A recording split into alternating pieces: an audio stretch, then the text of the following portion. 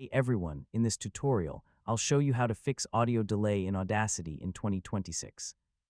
Audio delay can happen when recordings don't line up correctly, especially when combining multiple tracks or recording while monitoring audio. First, open your Audacity project and identify exactly where the delay occurs. Play the affected section and compare the timing between the tracks.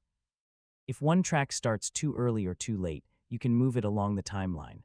Select the audio clip or track and position it so the sound lines up correctly with the other material.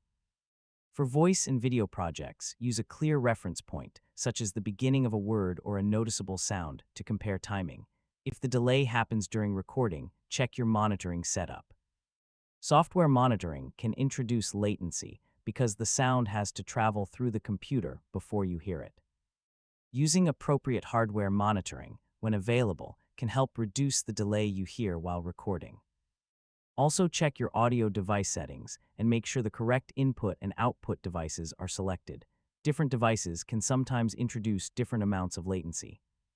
If you're recording multiple tracks, make a short test recording before starting a long session. This can reveal timing problems early. You can also adjust the position of recorded clips after the recording is complete. Don't try to fix everything with effects when a simple timeline adjustment may solve the problem. If the delay is consistent throughout the track, move the entire clip. If it changes over time, you may need to examine the recording setup and synchronization more carefully. Listen through the complete project after making adjustments. Make sure speech, music, and other tracks remain aligned from beginning to end. When the timing is correct, save the project and export the final audio. And that's how to fix audio delay in Audacity.